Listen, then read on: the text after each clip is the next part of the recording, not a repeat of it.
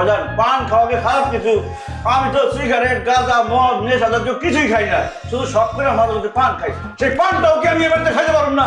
তাহলে আমার এই বাড়িতে থেকে লাভটা কি? আমি বাড়িতে যাই গা। যাও না যাও, মোল্লা তোর মসজিদ পর্যন্ত যাও না কেন? আমি তোমার আগেও বলছি তোমার সাথে সংসার করা আমার বিন্দু মাত্র ইচ্ছা নাই। কি বলতেছো আপা তুমি এগুলা?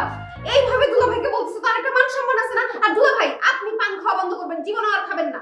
ঠিক আছে, সারা জীবনে আমি আর পান খাবো না দরকার হলে, কিন্তু সে কি আমার মান সম্মানের কথা চিন্তা করে? পারে না, সে আমার জুতা দিয়ে বাইরায়। আব্বা, আপনার সামনে আপনার মেয়ে আমার ঘর জামাই বলে ফোটা দিল, আপনি কিছুই বললেন না। আমি যদি সত্যি সত্যি ঘর জামাই না থাকতাম, ওর লাথি মেরে ওর বাপের নাম বলে বলাইতাম। কি কইলে তুমি জামাই?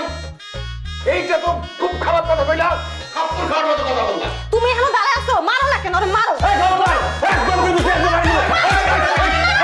আমার মা বললো না।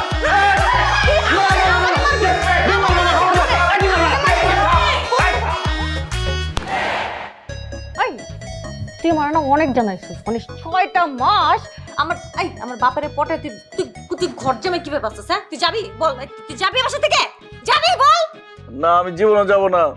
আমার শ্বশুর শাশুড়ি আমার জান, আমার কলিজা, তাদের ছাড়া আমি সুইজারল্যান্ড গিয়েও শান্তি পাবো না। দম বন্ধ হয়ে মারা যাবো। তুই দম বন্ধ হয়ে মারা যাবি? তুই দম বন্ধ হয়ে মারা যা।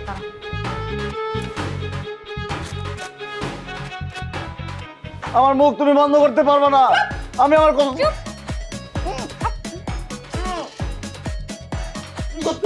শোন, তুই দম আটকে মরবি না, এখানে মর। আর আমি আমার বয়ফ্রেন্ড শিমুল আছে না, শিমুলের সাথে চলে দিতেছি, ওরে বিয়ে করতেছি। আজকে থেকে শিমুল আমার জামাই। আর শোন, আমি তোরে ডিভোর্স লেটার পাঠাই দিমু, একদম সাইন করে দিবি। আর সাইন না করলেও সমস্যা নাই, 3 মাসে অটো এমনিই তালাক হয়ে যায়। ঠিক আছে?